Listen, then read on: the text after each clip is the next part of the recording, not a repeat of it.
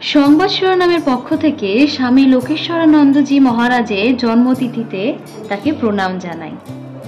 ভারতীয় সমাজে আধ্যাত্মিকতা, সেবাকর্ম ও শিক্ষাচর্চার ক্ষেত্রে যারা নিঃস্বার্থভাবে নিজেদের জীবন উৎসর্গ করেছেন তাদের মধ্যে অন্যতম হলেন স্বামী লোকেশ্বরানন্দজি মহারাজ।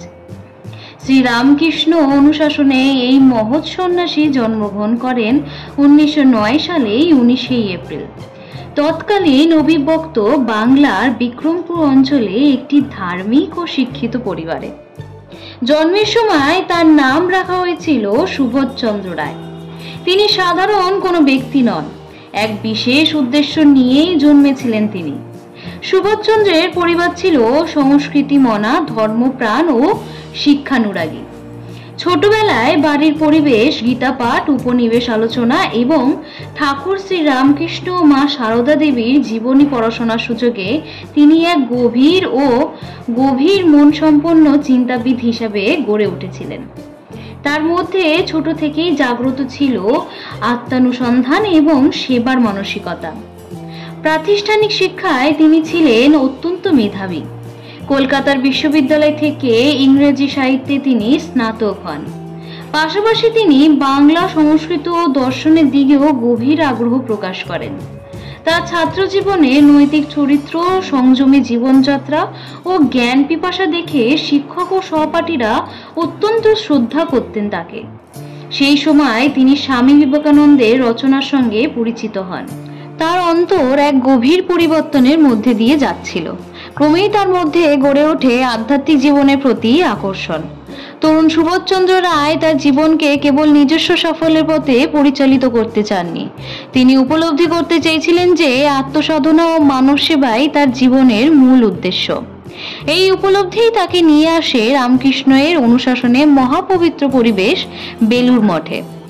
1937 সালে তিনি বেলুড় মঠে প্রবেশ করেন এবং সেখানে কঠোর অনুশীলন, ধ্যান এবং গুরুদের সান্নিধ্যে আধ্যাত্মিক জীবনের পথ অনুসরণ করতে শুরু করেন।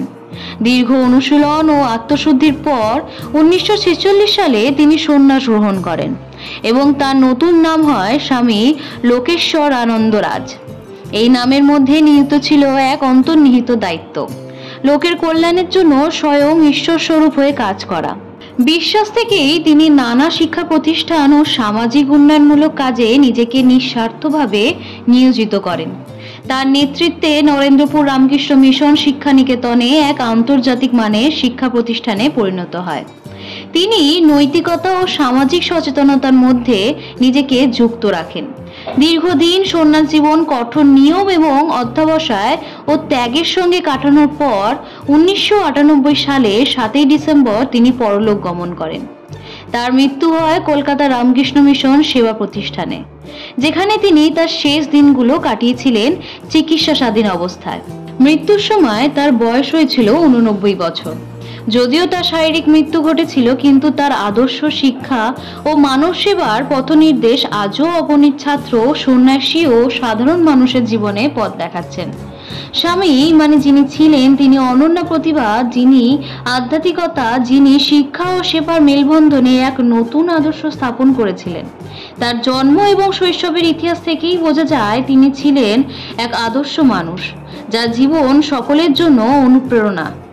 তার জন্ম শুধু একটি ঘটনার মধ্যে সীমাবদ্ধ নয়, বরং তা ছিল এক মহৎ যাত্রার সূচনা, যা পরবর্তীকালে অসংখ্য মানুষের জীবনে আলো জ্বেলেছিল।